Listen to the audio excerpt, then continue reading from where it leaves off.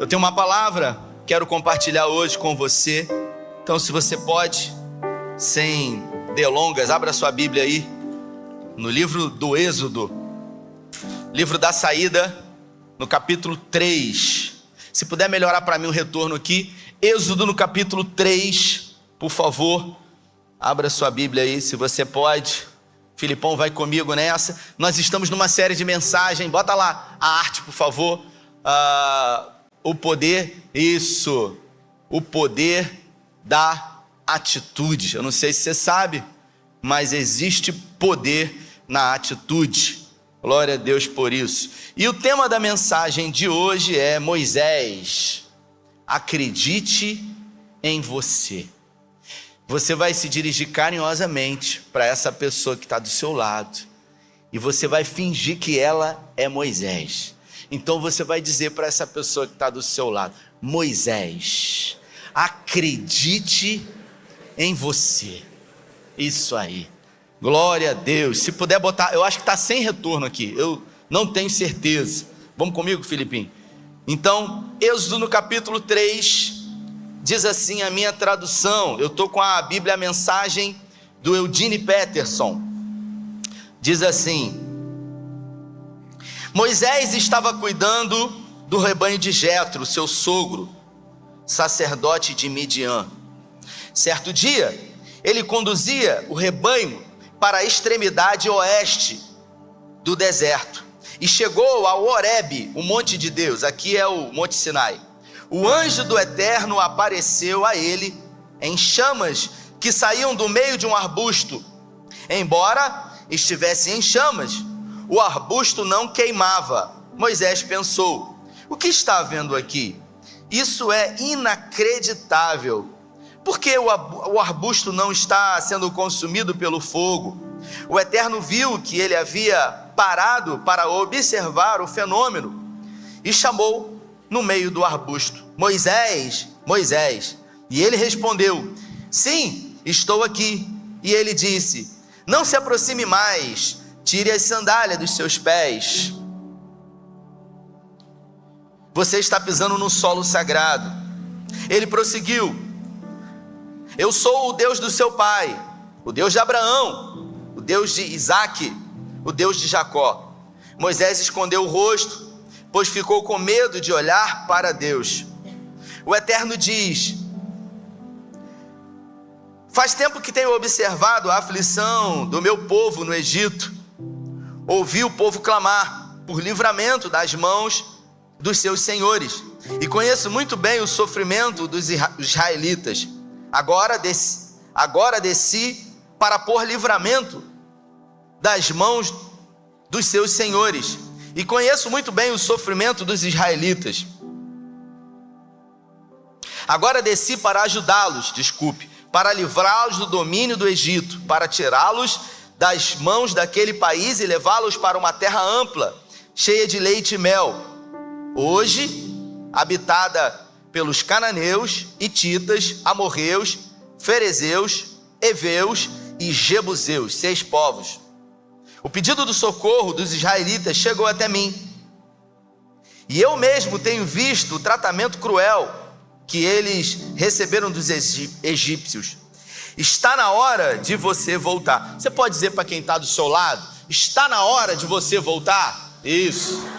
Enquanto eu vou falando aqui, ele vai corrigindo o som. Está melhorando aí, glória a Deus por isso. Está na hora de você voltar. Estou enviando você ao faraó para tirar o meu povo do Egito, o povo de Israel. Moisés retrucou: quem sou eu? O que te faz pensar que eu posso enfrentar faraó e tirar os filhos de Israel do Egito? Deus respondeu: eu vou com você. E a prova de que fui eu mesmo que enviou será essa: depois que tiver tirado o meu povo do Egito, vocês me prestarão culto aqui mesmo nesse monte.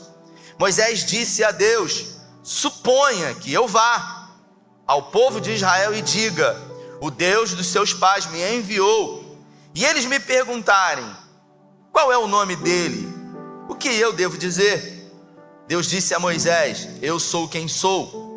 Diga ao povo de Israel: eu sou me enviou a vocês. Feche os seus olhos até aqui.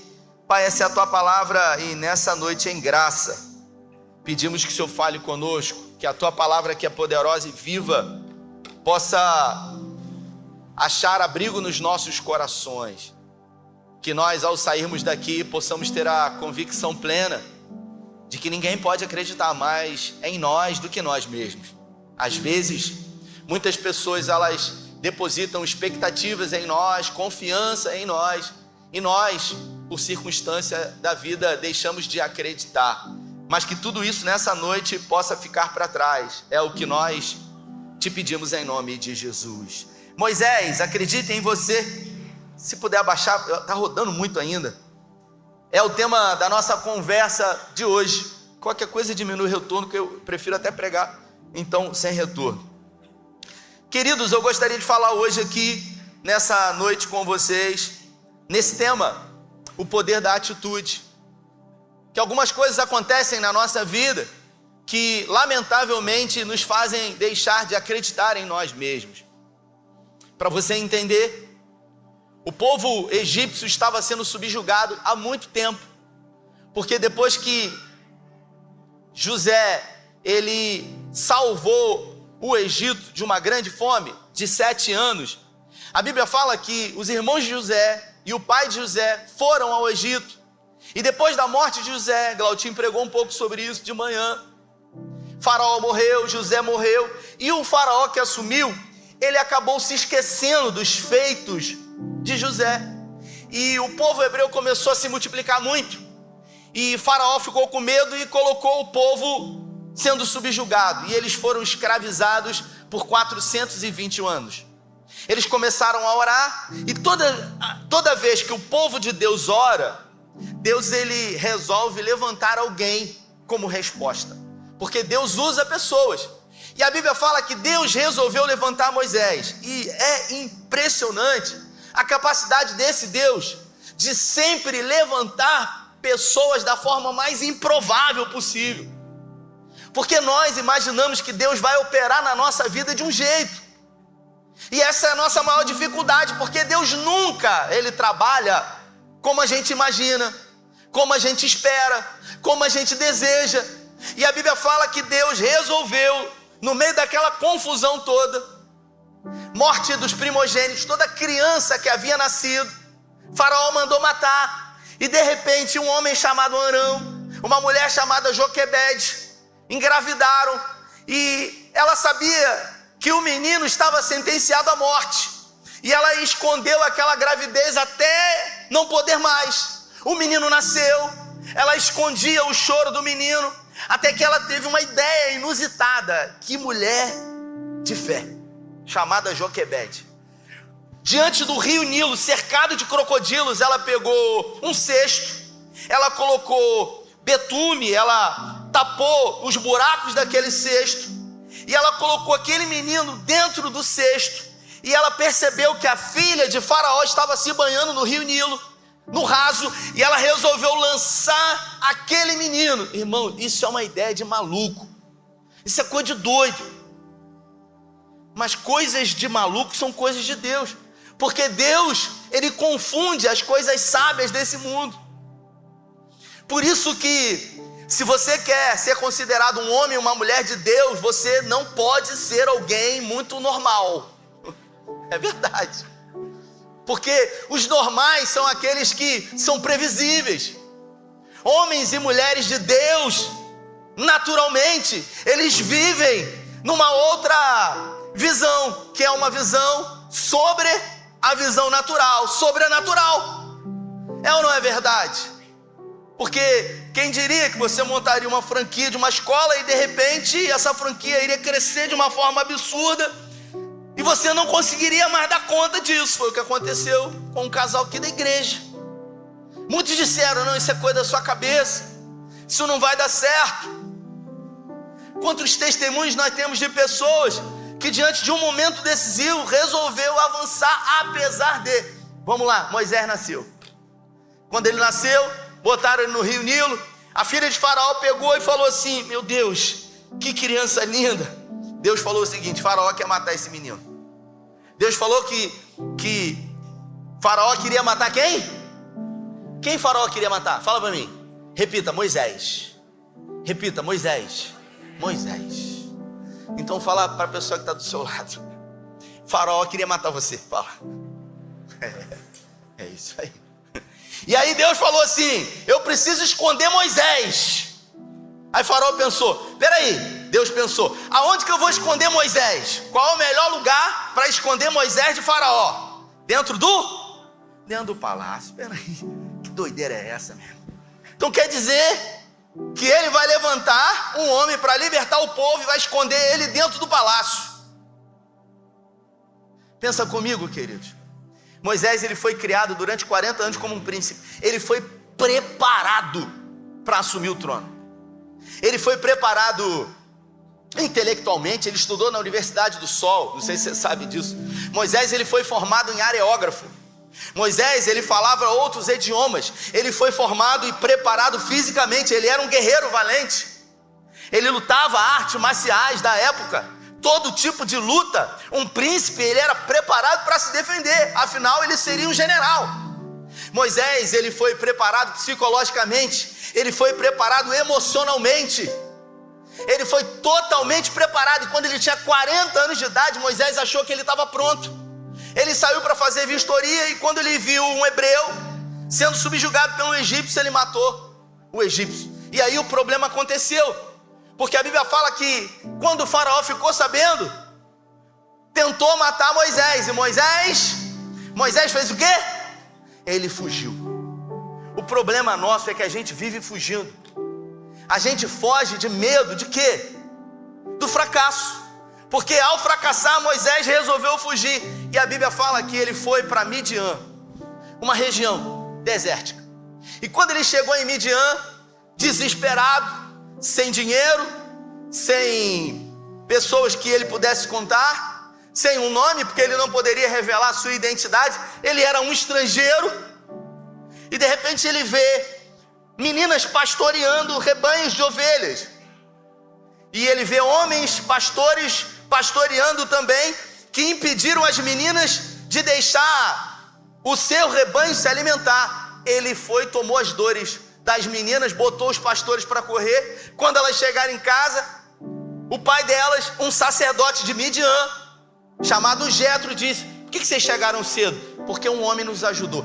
Todas as vezes que diante do que aconteceu na sua vida, você não permite que aquilo que aconteceu com você seja levado numa mochila existencial, e você, apesar disso, passa a ser um canal de bênção, a bênção de Deus sempre alcançará você. A bênção de Deus não saiu da vida de Moisés. A promessa de Deus não havia sido invalidada da vida de Moisés, mas Moisés deixou de acreditar nele.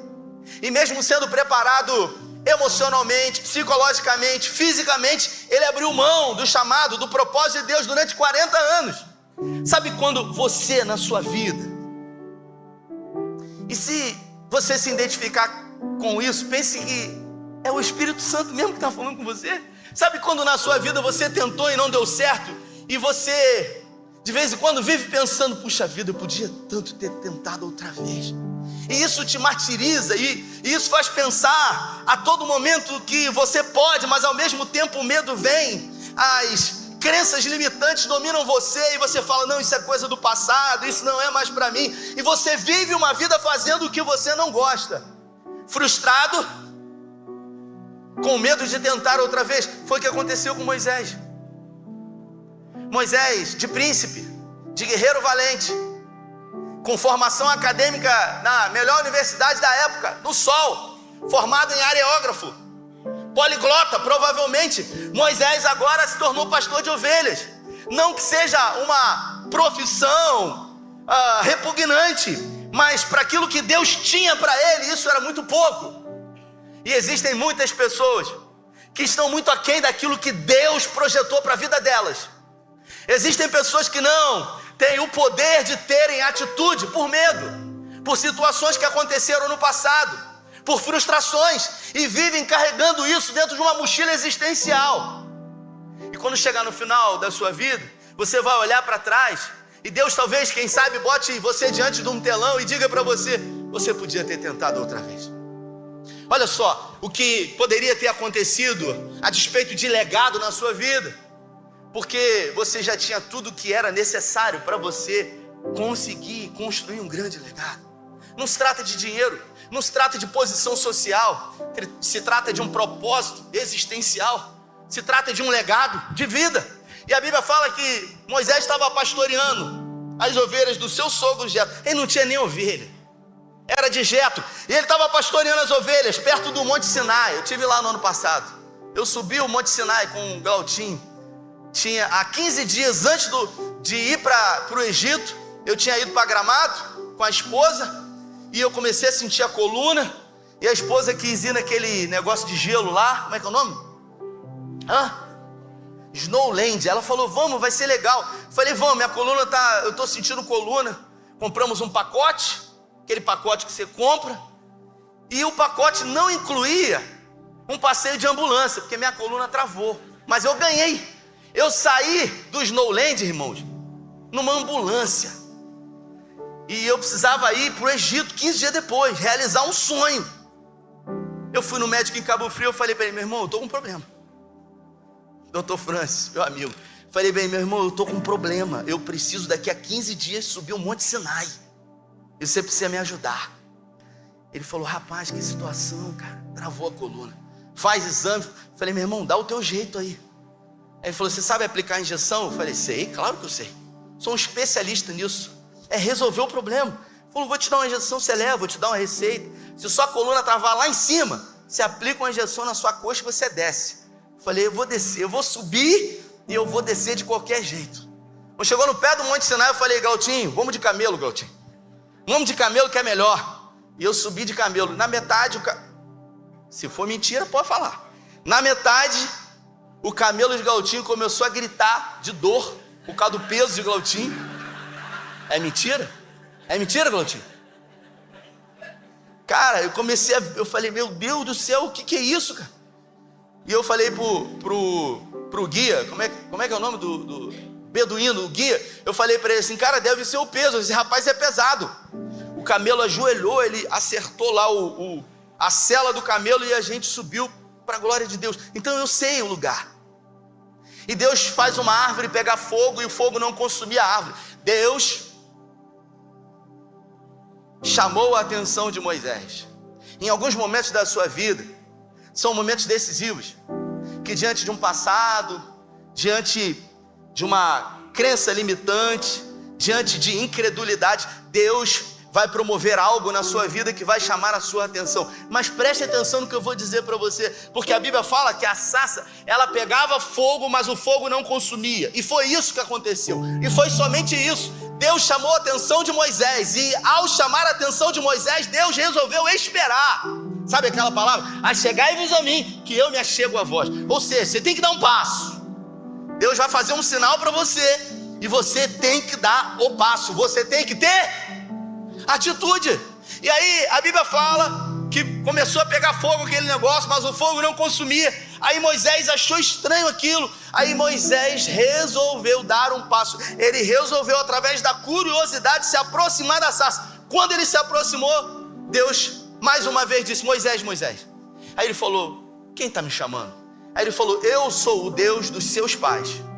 Nesse momento, tudo que Moisés não queria era trazer à memória o passado mal resolvido dele. Mas Deus resolveu voltar no passado, dizendo para ele, você sabe quem eu sou. Você está fugindo de mim há 40 anos, mas você sabe quem eu sou. Aí ele falou, Senhor, e se prostrou em terra, cobriu o rosto com a cabeça, porque a Bíblia fala que ele teve medo, porque ele sabia quem era Deus. Ele havia ouvido histórias do Deus de Abraão, do Deus de Isaac, do Deus de Jacó. E aí Deus vai e fala para ele assim, Moisés, eu tenho uma obra para você, Moisés.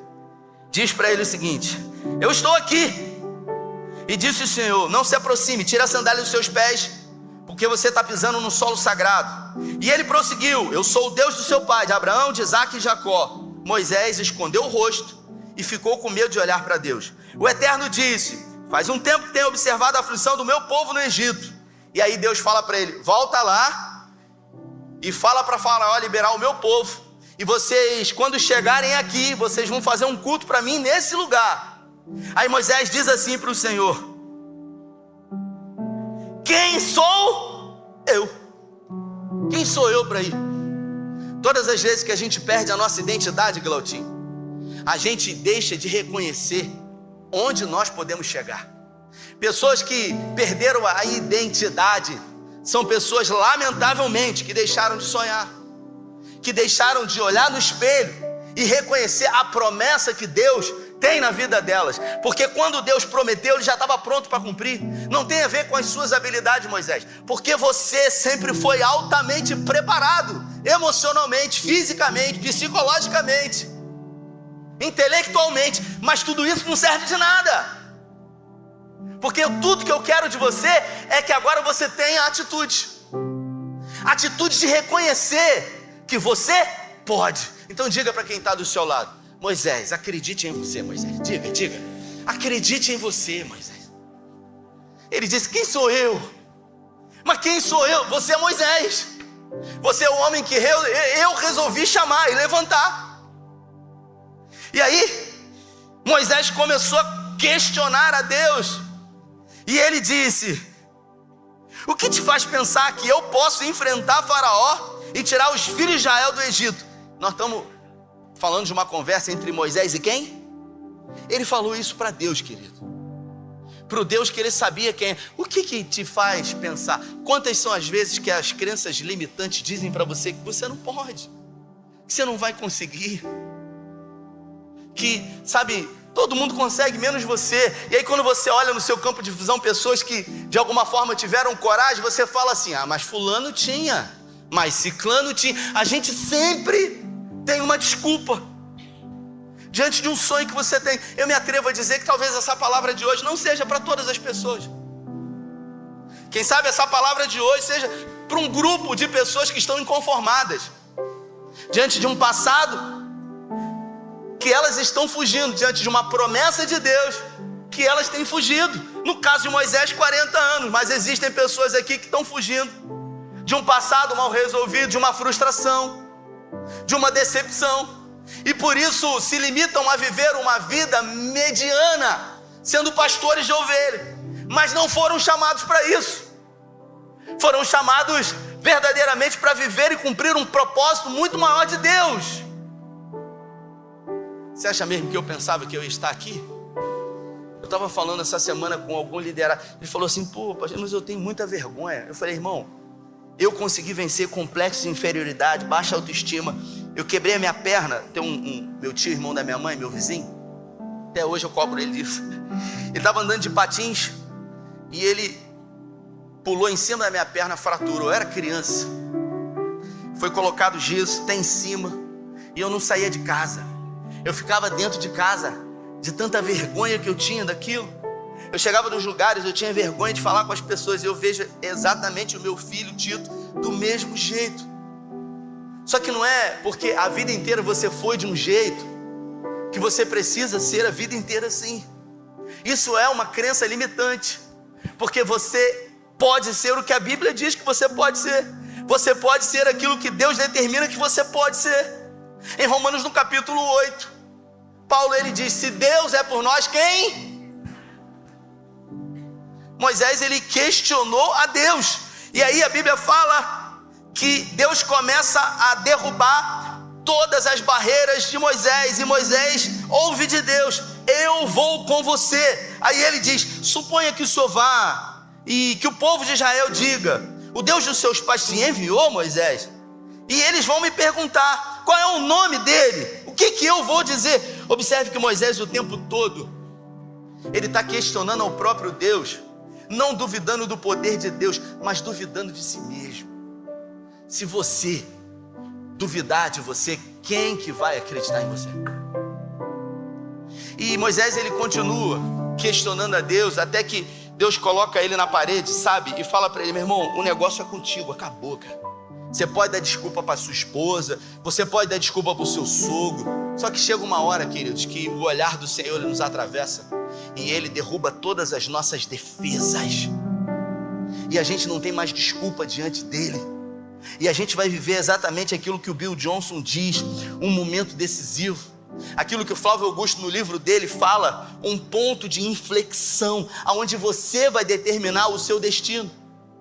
Se vai ser um destino dando justificativas por aquilo que você não fez, se autocomiserando, ou verdadeiramente se levantando, se posicionando e acreditando que é possível. A última desculpa de Moisés, ele falou: eu tenho dificuldade de falar, eu não falo em público. O senhor me conhece? Aí ele falou assim: seu irmão Arão está vindo aí, cara. Você vai botar ele para falar. Meu negócio é contigo. Mas agora qual é a sua desculpa? Pergunta para quem está do seu lado. Agora qual que é a sua desculpa? E aí a Bíblia diz que a primeira coisa que Moisés fez foi falar com seu sogro Jetro. Sabe por quê? Porque há 40 anos atrás, Filipinho, há 40 anos atrás, Moisés tinha chegado ali em Midian. E quando ele chegou em Midian, ele não era ninguém, ele não tinha nada. E Moisés resolveu abraçar, Jetro resolveu abraçar Moisés como um filho. Deu para ele a sua filha Zípora, deu para ele uma profissão, deu para ele um cargo, uma função de pastor. E Moisés, por isso, se encontrava muito grato. Só que gratidão é uma coisa, querido, e dívida é outra coisa. Agora Moisés tinha um problema para resolver, porque ele não queria dar um passo de fé, porque ele estava preso a uma dívida de gratidão. Ele falou: pô, como é que eu vou fazer isso com Jetro? Eu estou trabalhando a vida inteira para ele, como é que eu vou fazer isso? Eu não tenho coragem de fazer isso com ele. Não se trata de você abandonar as pessoas que deram uma oportunidade para você, querido, porque gratidão é uma coisa e dívida é outra. Porque a gratidão você não consegue pagar, você pode honrar. A dívida, ou você paga ou você se torna caloteiro. Você tem a opção. O que você não pode é viver preso ou presa a uma coisa que você diz que deve a alguém. Porque dentro de uma relação comercial ou afetiva, sempre existe uma troca. Só que Moisés agora, ele teve medo. E aí, mesmo assim, ele fala com Jetro, ele diz para Jetro: Jetro, eu estou pensando em visitar o meu povo, para ver se meu pai, minha mãe está vivo. Ele não teve coragem de dizer para Jetro. Aí Jetro disse para ele assim: pode ir, que Deus te abençoe. Ele não teve coragem de falar a verdade, mesmo diante de uma palavra de Deus, querido. Mas ainda assim ele foi, e a Bíblia fala que quando ele pegou Zípora, os filhos dele, o filho primogênito chamado Gerson, e eles pararam num lugar para dormir. A Bíblia diz que Deus, e esse é um dos textos mais intrigantes da Bíblia, na viagem de volta, quando acamparam para passar a noite, o Eterno encontrou Moisés e tentou matá-lo.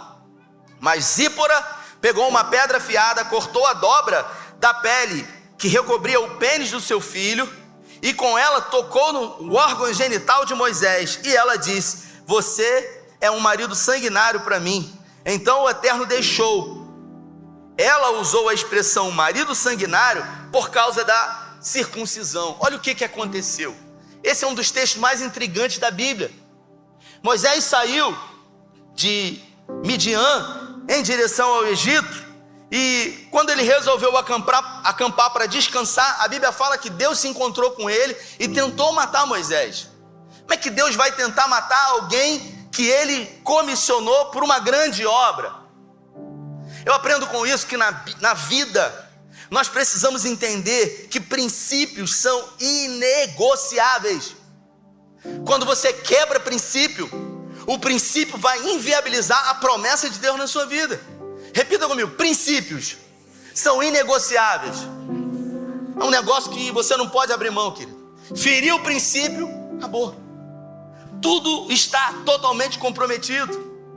Moisés, ele era um hebreu, e ele conhecia esse Deus de aliança, esse Deus de promessa, que havia feito promessas para Abraão em Gênesis 12: sai da tua terra, do meio da tua parentela, e vá para uma terra que eu te mostrarei. Um dia Deus determinou que o povo dele deveria ter uma aliança com ele através de uma circuncisão. Nos dias de hoje, o que é uma circuncisão? É aquele procedimento de fimose.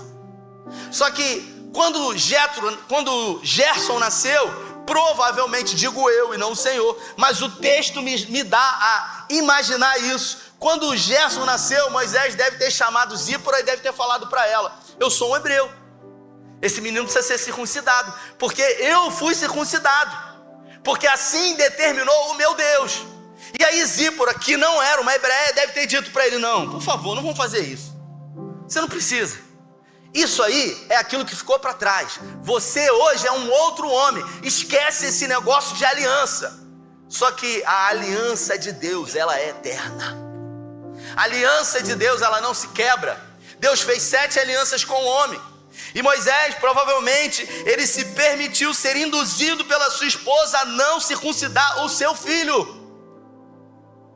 Só que Deus leva muito sério as alianças que ele faz. E a Bíblia fala que naquele momento, provavelmente eles já haviam discutido muito sobre isso. Moisés discutindo com Zípora, aquela coisa toda. Então ela sabia que ele era contrário a isso, mas ele foi convencido por ela. Talvez ela tenha sido muito persuasiva com ele. Até que nesse momento, Deus fere Abraão e ele se coloca numa posição enferma. Provavelmente com febre, numa cama, num estado ali muito mal, e ela começa a perceber o estado de Moisés, e ela entende que Deus estava produzindo isso. Então ela, Zípora, pega uma pedra afiada, vai lá no pipil de Gerson, e ela corta, e ela ainda tenta encostar no órgão genital dele de alguma forma, para produzir algum efeito. E a Bíblia fala que nesse momento a febre de Moisés vai embora. O que a gente aprende com isso, querido? Que o nosso Deus é um Deus de aliança, é um Deus de promessa. Só que quando nós, de alguma forma, quebramos princípios, nós inviabilizamos a promessa de Deus na nossa vida. E eu pergunto para você, qual foi a circuncisão que você deixou de fazer? Qual foi na sua vida os princípios que você resolveu não estabelecer como prioridade? O que na sua vida você deixou para trás, diante de coisas que aconteceram e as promessas que você recebeu, só que o tempo passou e essas promessas elas ficaram tão distantes de você como o próprio Deus de você, e em algum momento você deixou isso para lá e você diz: não, isso aqui ficou para trás, isso aqui está junto com a história de um homem do passado, de um homem que se decepcionou com a religião, de um homem que se decepcionou com líderes narcisistas, de um homem que se decepcionou com pessoas. Mas a pergunta que eu faço é: o que Deus tem a ver com as suas decepções com o homem? Pergunta para quem está do seu lado: o que Deus tem a ver com isso? Pergunta, aumenta um pouco. O que Deus tem a ver com isso? Porque as promessas de Deus, elas não perderam a validade da sua vida. As promessas de Deus, elas não são inviabilizadas ainda assim quando você descumpre os princípios de Deus.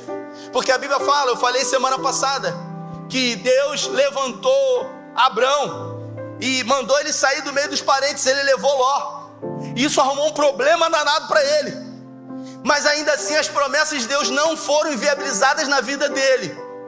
Porque uma coisa é a sua relação com Deus, outra coisa é a sua relação com as pessoas. E muitas são as vezes que a nossa relação com as pessoas, elas interferem, atrapalham e prejudicam a nossa relação com Deus. E nós temos o poder de inviabilizar as promessas de Deus nas nossas vidas. Quem tem promessa de Deus é uma canção do Marquinho Gomes. Quem tem promessa de Deus não morre, morre. O lugar de mais promessas aqui em Cabo Frio se chama Cemitério Santa Isabel. É o lugar recheado de promessas de Deus, túmulos, gavetas e lápides de grandes promessas de Deus. Por quê? Porque decidiram não viabilizar, decidiram, diante de frustração e decepção de coisas que aconteceram nas suas vidas, não acreditar mais em si. Moisés, você precisa acreditar em você. Diga para a pessoa que está do seu lado carinhosamente: Moisés, por favor, você precisa acreditar em você. O Eugene Peterson, ele usa a expressão aqui, Glautinho: você precisa voltar. Sabe, você precisa voltar. Voltar para onde? Não é para um lugar geográfico. Voltar para o centro da vontade de Deus. Sabe, Fabiano, pega essa cadeira para mim aqui. Isso, obrigado. Vamos imaginar, pode botar ela aqui em cima. Você aguenta? Você imagina que essa cadeira seja um lugar, e é um lugar geográfico. Um dia você esteve aqui, um dia você esteve aqui sentado. Não tem a ver com igreja, tem a ver com uma posição em Deus. Você um dia esteve nesse lugar, e aí, por circunstâncias da vida, você se feriu, se decepcionou, se frustrou, e aí você saiu desse lugar. Você saiu desse lugar. Você saiu desse lugar. E aí, o que normalmente a gente acha, senta ali, Daniel, é que Deus coloca alguém lá nesse lugar. A gente pensa que Deus já ocupou esse lugar com alguém. Você pode ser substituível para um homem, mas o lugar que um dia foi seu e ocupado por você, Deus não colocou ninguém nesse lugar, porque esse lugar é seu. E se você decidir não estar nesse lugar, ninguém vai sentar nele, porque essa é a sua medida. Por isso, na vida, a gente precisa encontrar qual é a minha medida e qual é a sua medida. Qual é a sua medida? Qual é a sua medida? Rafael, a minha medida é essa: eu cheguei no meu limite, eu cheguei no teto, eu cheguei no lugar mais alto que eu acredito que eu poderia estar. Será que realmente é isso que Deus tem para você? Se você hoje fechar os seus olhos, o que as pessoas dirão sobre você? O que os seus filhos dirão sobre você? O que os filhos de seus filhos dirão sobre você? Ou as pessoas facilmente esquecerão de você? Não tem a ver, eu vou repetir isso, com dinheiro. Não tem a ver com posses, não tem a ver com posição social, tem a ver com legado. Quem já teve uma professora no primário que marcou sua vida positivamente? Quem já teve? Levanta a mão. Puxa vida, eu tive uma professora, ela marcou a minha história. Aquela mulher foi a primeira pessoa que revelou Jesus para mim. Você teve alguém, você já teve um líder que de alguma forma discipulou você. Talvez você tenha tido pessoas, sabe, nefastas, pessoas orgulhosas, vaidosas, pessoas que se colocavam na posição de donos da verdade.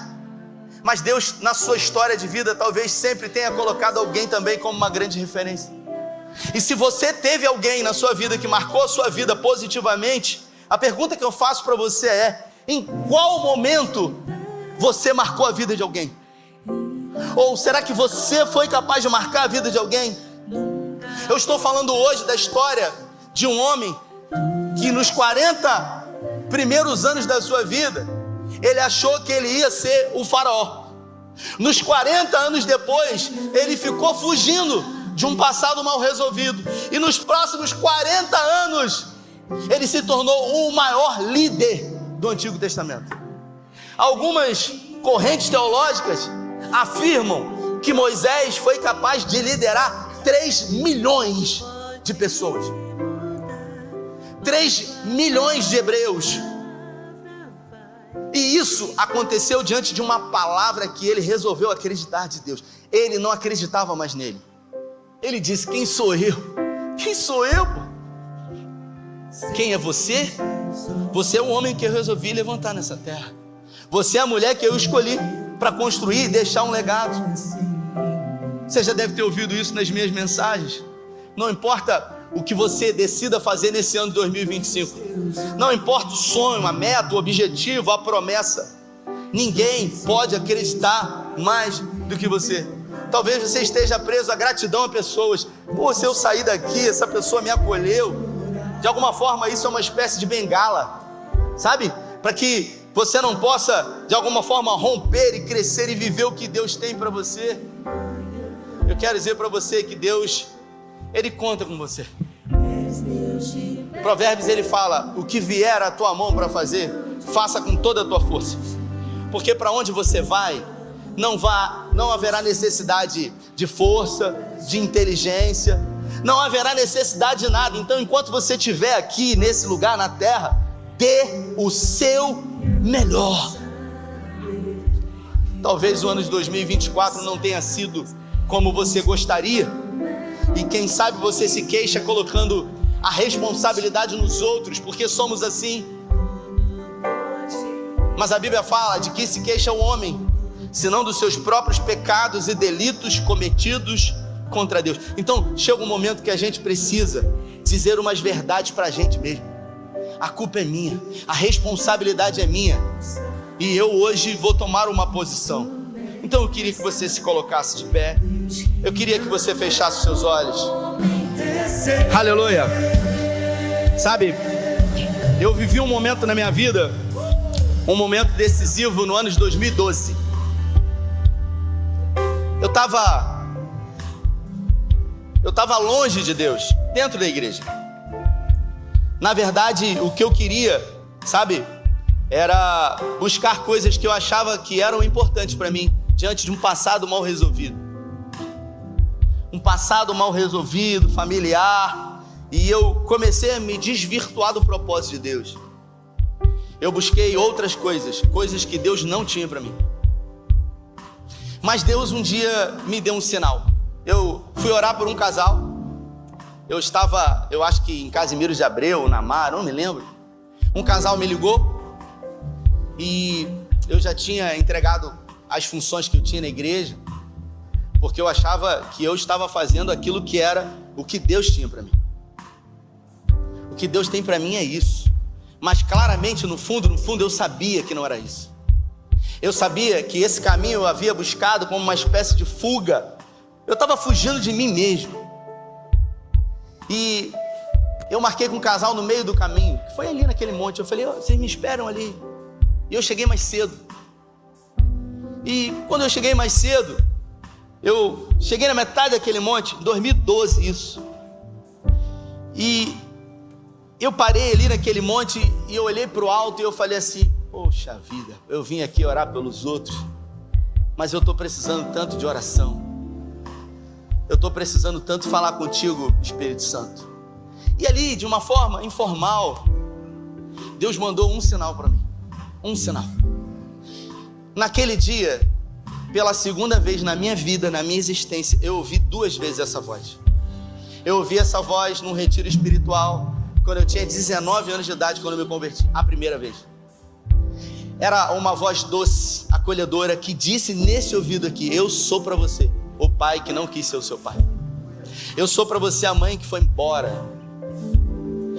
E em 2012 eu ouvi essa voz de novo, na metade daquele monte, que foi exatamente como um sinal que ele deu para Moisés, quando eu ouvi uma palavra. Eu ouvi uma palavra de Deus e naquele dia a minha vida mudou. Deus disse nesse ouvido aqui, sem nenhum contexto, eu dizendo: poxa, eu vim aqui orar pelos outros, mas eu estou precisando. E eu ouvi uma voz: volta. Eu ouvi uma palavra: volta. E essa palavra, ela já representou tudo, porque no fundo, eu já sabia. Porque no fundo a gente sabe. Por mais que a gente possa ser teimoso e querer argumentar e dizer, no fundo você sabe. Você sabe como está realmente a sua situação, e você sabe realmente o que Deus tem para você, o seu potencial. Talvez você não acredite mais em você, porque quando a gente se distancia da promessa, lamentavelmente a gente também se distancia de Deus, e a gente deixa de acreditar que é possível. Quem sou eu? Se você perdeu a sua identidade, você perdeu absolutamente tudo. Se você viaja para um país estrangeiro, a coisa mais importante não é os dólares que você está carregando. A coisa mais importante, eu disse isso, fiz uma viagem com um irmão que ele levava uma doleira e ele vivia mexendo naquela doleira. Eu falei: cara, esse cara deve ter levado uns 20 mil dólares. E ele ficava com aquela doleira para baixo e para cima. Eu falei um dia para ele: meu irmão, o que tem aí nessa doleira? Só tem ouro aí dentro? Ele falou: não, o dólar eu deixei no hotel. Eu falei: mas o que você fica enfiando aí dentro? Aí ele falou: meu passaporte. Eu falei, meu irmão, quem que vai querer esse passaporte, rapaz? Aí ele falou, mas isso aqui é minha identidade, cara. Se eu perder isso aqui, eu não saio desse país. Faz sentido isso, sim ou não? Perdeu a identidade fora do seu país, ninguém acredita em quem você é. Da mesma forma, se você perder a sua identidade de filho e de filha de Deus, acabou tudo. Mas ainda bem que Deus colocou essa palavra no meu coração, e Ele trouxe você aqui, Moisés. Então vira para quem está do seu lado e diga, Moisés, é hora de você voltar. Feche os seus olhos em nome de Jesus. Eu não costumo fazer isso, mas hoje eu vou fazer, porque eu estou debaixo de uma palavra de Deus. Se o Espírito Santo falou com você, e se você precisa tomar uma posição diante de Deus, sai do seu lugar e vem aqui à frente, eu quero orar com você. Sai do seu lugar, pede licença quem está do seu lado. Dá licença, essa palavra é para mim, eu preciso ir lá. Dá licença, hoje é um momento decisivo na sua vida. Não espera a primeira, a segunda, a terceira pessoa. Se foi com você que Deus falou, não fica com vergonha não, que essa pessoa que está do seu lado não pode fazer nada por você. Mas quem tudo pode, aquele que te chamou está aqui, e Ele vai fazer na sua vida. É curioso porque, como eu disse, Deus, Ele sinaliza pra gente. E obviamente depois as coisas elas se confirmam por si só. Eu desci aquele monte e não precisou acontecer mais nada, porque eu sabia o que eu precisava fazer. Eu me lembro que eu vim na igreja naquela semana para conversar com o pastor. Ele estava sentado ali com uma pessoa conversando, não tinha as salas aqui embaixo ainda. E eu vim dizer para ele que eu tinha vivido uma experiência com Deus, e eu vim falar para ele, cara, pode contar comigo, porque foi Deus que falou comigo. Deus sinalizou para mim, e eu quero corresponder ao sinal que Ele me deu. E aí, quando eu cheguei, ele me viu, ele falou, eu preciso falar com você. E eu falei, pô, que bom, porque eu também quero. Tinha um púlpito aqui, era mais ou menos aqui que ele ficava, tinha uma escada aqui, e tinha um púlpito de acrílico aqui. E quando a pessoa que ele estava conversando foi embora, ele chegou e falou assim, eu preciso falar com você. Porque a minha vida estava voltada para as finanças, eu estava na busca do meu primeiro milhão, eu queria mostrar para o pai e para a mãe que me abandonou, que eu havia conseguido sem eles. Não é que eu estava preso ao dinheiro, eu estava preso a querer de alguma forma provar para quem havia feito isso para mim que eu havia conseguido sem eles. Motivação errada. Eu estava tentando de alguma forma, e não tinha a ver com querer provar para eles, a verdade é que eu queria provar para mim mesmo. E aí, quando ele me viu, ele disse para mim, eu tenho algo da parte de Deus para falar para você. Eu falei, pô, eu já tomei uma pancada essa semana dele, eu vou tomar a segunda então. Aí ele disse, Deus manda dizer para você que a unção que Ele tem para a sua vida. E ele disse o nome de duas pessoas que viviam na minha cabeça, se Deus fez na vida de fulano e fulano, e eu não falava para ninguém isso. Eu vivia pensando, se Deus fez na vida de fulano e fulano, vai fazer na minha. E Deus usou a boca daquele cara para dizer, Deus manda dizer para você que a unção que Ele tem na vida de fulano e fulano não é a unção que Ele tem para você. Ou seja, esquece, meu irmão. Aí ele disse, a unção que Deus tem para você é uma unção dali, ó. E ele apontou para esse lugar aqui. Ele apontou para cá. No fundo, eu já sabia. Só que eu decidi não acreditar mais. Talvez você que está aqui, você esteja vivendo exatamente isso. Você olha no espelho e você não vê absolutamente nada para que possa ser possível a promessa de Deus se cumprir na sua vida. Moisés, ele continuou não vendo. Ele viu nele que ele não tinha habilidade nenhuma, mesmo tendo toda a preparação. E aí Deus diz uma palavra para ele, o que está na sua mão, Moisés? Ele estava com um cajado que ele pastoreava as ovelhas. Deus falou para ele, o que está na sua mão é suficiente, meu irmão, fica tranquilo, é com isso aí que está na sua mão. Sabe, aquilo que a gente olha e a gente não dá nenhum valor, que a gente acha que não presta para nada, um pedaço de pau, é isso que Deus vai usar na sua vida. Olha para sua mão aí, você que está aqui na frente, olha para sua mão, é com isso que você já tem aí, é com o que você tem que Deus vai usar para cumprir a promessa que Ele tem na sua vida. Então não fique esperando a ajuda dos outros, influência de pessoas, porque a maior influência é a influência de Deus que falou com você hoje. Então coloca a mão na sua cabeça e eu vou pedir para você fazer uma oração. não espera a minha não, porque a minha oração é minha, mas a sua é sua, e você é filho de Deus. Então você está diante de um momento decisivo, que pode determinar os próximos dias, os próximos anos e o destino que você vai chegar, diante de um legado que você vai construir. Então, enquanto eu estiver orando, eu gostaria que você orasse, que você declarasse, porque Deus colocou essa palavra no meu coração e trouxe você aqui para ouvir essa palavra, para dizer para você: acredita em você, Moisés, acredite em você, porque Deus acredita em você. Pai, é no nome de Jesus que eu declaro que todas as crenças limitantes, todos os complexos de inferioridade, toda baixa autoestima, toda autocomiseração, toda pena de si mesmo, todo sofisma diante de um passado mal resolvido, de frustrações com a igreja, com líderes, com pessoas, com homens, com mulheres, isso não pode paralisar os planos e as promessas que o Senhor tem na vida desse homem e dessa mulher. Eu declaro pelo poder do nome de Jesus um ressuscitar de sonhos de Deus, não do homem, de Deus. Hoje Deus envia um sinal para você. Você vai decidir se vai corresponder a esse sinal, para que os próximos sinais de Deus possam evidenciar aquilo que Ele falou com você hoje. Eu declaro que assim como foi na minha vida, será na sua vida. Eu declaro que assim como foi na vida de Moisés, será na sua vida. Deus hoje coloca você de volta na posição que você saiu um dia. Você sabe o que você precisa fazer. E eu quero declarar que hoje, que agora, será realizado aqui uma circuncisão, será realizado um corte. Você irá cortar coisas na sua vida que você precisa cortar e lançar fora, porque talvez essas coisas tenham atrapalhado, impedido, dificultado aquilo que Deus vai fazer na sua vida.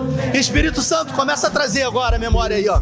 Começa a trazer a memória desse homem, dessa mulher, o que ele precisa cortar na própria carne, o que ele precisa deixar para trás, para que aquilo que o Senhor vai fazer na vida deles possa ser viabilizado. Eu declaro sobre a sua vida um novo tempo, não de palavras, eu declaro novos dias. Eu declaro nos primeiros dias de 2025 um posicionamento em Deus que mudará a história da sua vida, que mudará a história da sua parentela. Isso mudará a história dos seus filhos, dos filhos dos seus filhos, pelo poder que há no nome de Jesus.